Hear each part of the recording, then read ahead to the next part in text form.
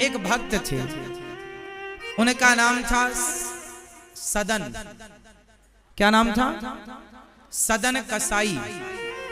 कसाई जोड़ा है मतलब वो उनके बाप दादे मार मार कर जीवों को मांस बेचते थे।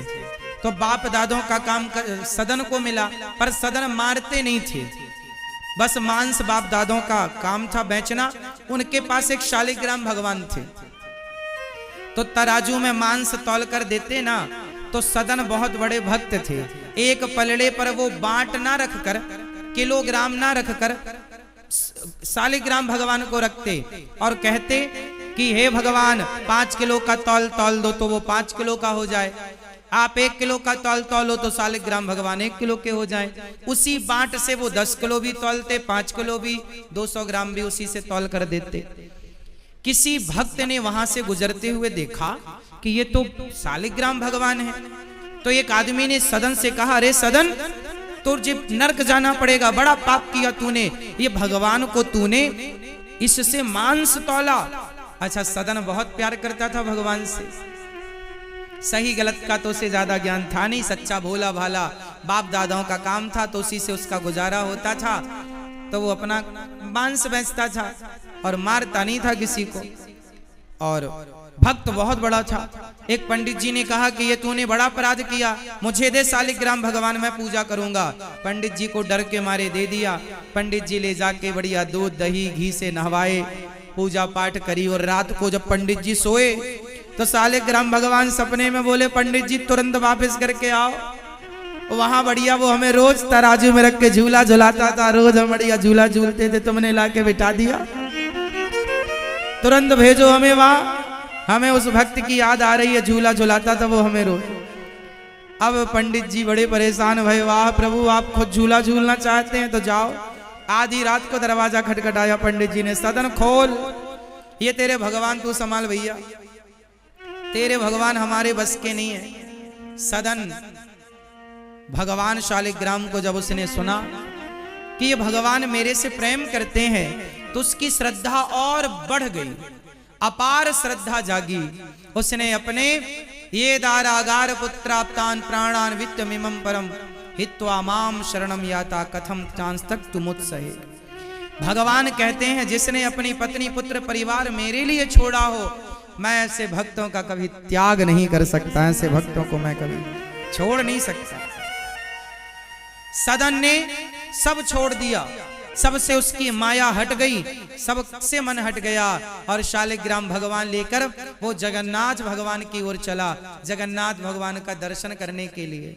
उसे जगन्नाथ भगवान की याद आई और वो जगन्नाथ जी की यात्रा में चला। सदन कसाई चलते चलते चलते चलते एक गांव के बगल से जब गुजरा तो वहां देखा कि शाम हो गई है, आज इस गांव में रुक जाना सही है, क्योंकि सवेरे फिर आगे चलेंगे। तो आज वहां पर एक छोटा सा घर था किसी का, उस घर के बगल में पेड़ था, उस पेड़ की छांव में अपनी आसन लगाई और गांव से कुछ भिक्षा मांग कर लाए, खा पी लिया और अपना लेट गए भगवान का चिंतन। सवेरे जगन्नाथ जी की यात्रा में आगे बढ़ेंगे। जिस घर के बगल में लेटे, उस घर में एक सुंदर सी महिला रहती थी। जब उसने निकलकर देखा सदन की तरफ, सदन बड़े सुंदर थे, तो उस महिला ने सदन को देखा तो वो सदन को देखकर मोहित हो गई और सदन की तरफ वो तिरछी निगाहें रखती और सदन को वो अपने वासना में फंसाना चाहती थी, क्योंकि वह स्त्री का चरित्र अच्छा नहीं था। वह सदन को देखती है और सदन के पास जाकर बोली, आप मेरे पति बनोगे, बड़े सुंदर हो। सदन बोले, मैं अपनी पत्नी पुत्र परिवार मैंने सब छोड़ दिया भगवान के लिए। यदि मुझे इसमें आसक्ति होती तो मैं अपनी पत्नी से मन ही क्यों हटाता। इसलिए देवी, तुम मेरी माँ हो, बहन हो, इस रूप में तुम अच्छी हो, तुम ये क्या कह रही हो। उस कन्या ने कहा, उस महिला ने, वैसे आप हो बड़े सुंदर, अच्छा ये भी बड़ी सुंदर थी, पर सदन के मन को ये विचलित ना कर पाई। सदन बोले, तुम्हारा पति है, देखो घर में, तुम अपने पति को छोड़कर पर पुरुष पर नजर रखोगी, पाप लगेगा। उस महिला को क्या लगा कि ये मेरे पति से डर रहा है, तो उसने तलवार निकाली और अपने पति का सिर काट दिया और कहा देखो अब कोई बाधा नहीं है, मेरा पति मर गया, अब तुम और हम शादी कर लेते। पूरी रात बेचारी ने परेशान कर रखा सदन को। सदन बोले रात है, जाएं कहां, जाएं तो पकड़ ले। अब सदन जी ने मना कर दिया तुम्हें स्वीकार नहीं करेंगे, तो उसको लगा मेरा तो पति भी चला गया। इसने भी स्वीकार नहीं किया, ना मैं घर की रही ना मैं घाट की रही। उसने शोर मचाया, लोग आए, क्या हुआ? बोले इसने मेरे पति को मार दिया। अब राजा के पास बात चली गई, सदन को बुलाया गया, आपने क्यों मारा इसके पति को? सदन ने कहा महाराज मैं तो जगन्नाथ जी की यात्रा पर जा रहा हूं, मैंने नहीं मारा, इसने मेरे से कहा विवाह कर लो, मैंने मना किया तो इसने अपने पति को मार दिया। कहा अब कर लो विवाह, अब तो कोई बाधा नहीं है। उस महिला ने तो त्रिया चरित्र दिखाया और कहा इसने ही मेरे पे गलत नजरें रखी और मैंने मना किया, मेरे पति ने विरोध किया तो इसने पति को मार दिया। राजा ने कहा तुमने पति को मारा है, इसके तुम्हारे हाथ काट लिए जाएंगे। सदन के दोनों हाथ काट लिए गए। जगन्नाथ भगवान की तरह हो गए सदन। जैसे जगन्नाथ भगवान जी के आधे आधे हाथ हैं, ऐसे ही सदन के आधे आधे हाथ हो गए। सदन फिर भी उनकी भक्ति कम नहीं हुई, उनका प्रेम कम नहीं हुआ। सदन यात्रा पर उनकी भक्ति कम नहीं हुई, उनका प्रेम कम नहीं हुआ। सदन यात्रा पर आगे बढ़े और जब वो जगन्नाथपुरी पहुंचे तो भगवान जगन्नाथ जी ने पुजारियों से कहा मेरा भक्त आ रहा है, उसे पालकी पर बिठाकर मेरे सामने लेकर आओ। पुजारी जी गए, पालकी पर बिठाया और जब जगन्नाथ जी के सामने आए हाथ जोड़ना चाहा पर हाथ तो थे नहीं, पर जब हाथ जोड़ना चाहा तो भगवान की कृपा से सदन के हाथ पहले की तरह उग आए, जस की तस हो गए। भगवत कृपा से उनके हाथ उन्हें वापस मिल गए। सदन ने भगवान जगन्नाथ जी से एक सवाल किया कि हे प्रभु यदि ये हाथ देना ही था तो फिर हाथ कटवाए क्यों? अब यहां ये प्रश्न का उत्तर सुनिएगा, आपको अच्छा लगेगा। आपके बहुत सारे प्रश्नों का उत्तर मिलने जा रहा है, बहुत सारे प्रश्नों का हल आपको मिलेगा इस बात से। सदन ने भगवान जगन्नाथ जी से प्रश्न किया कि हे प्रभु जब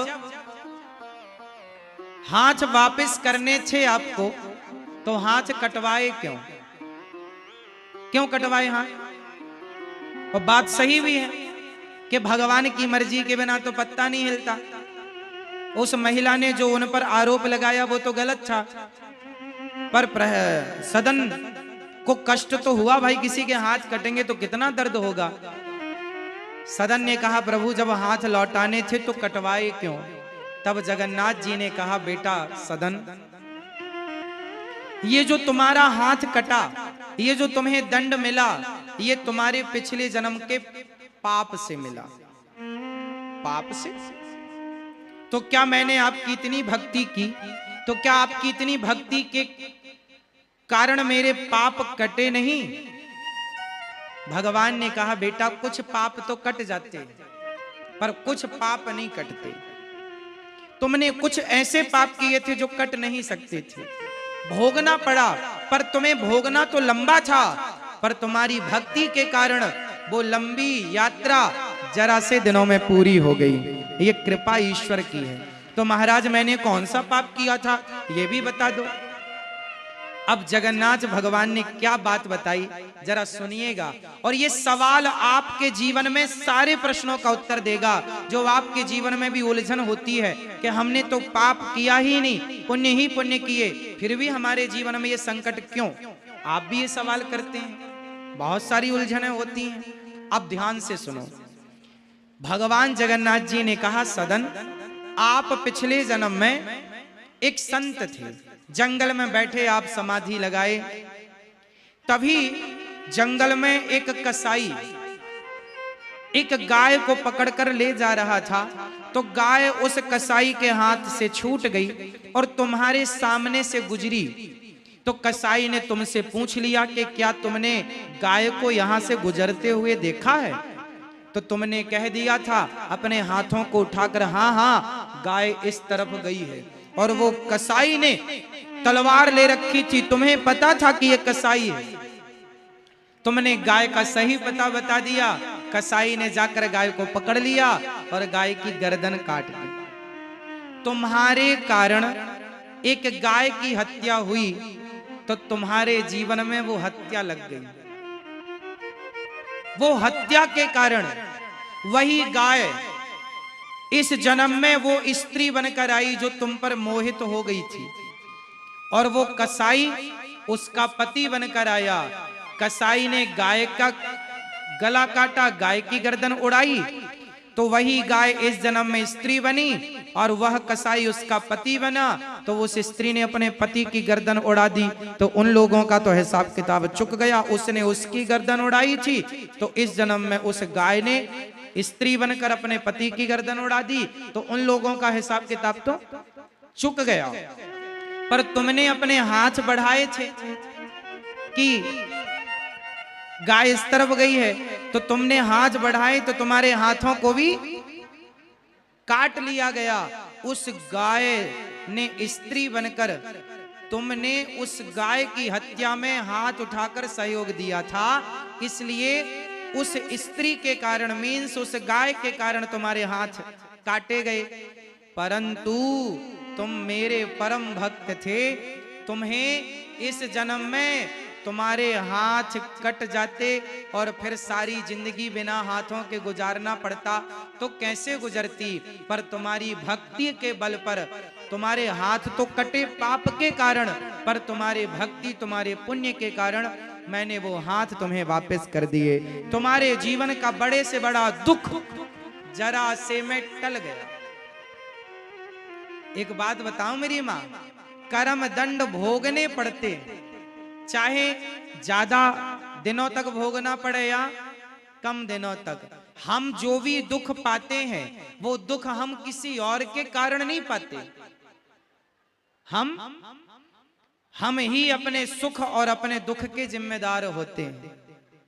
इसलिए ये दास आप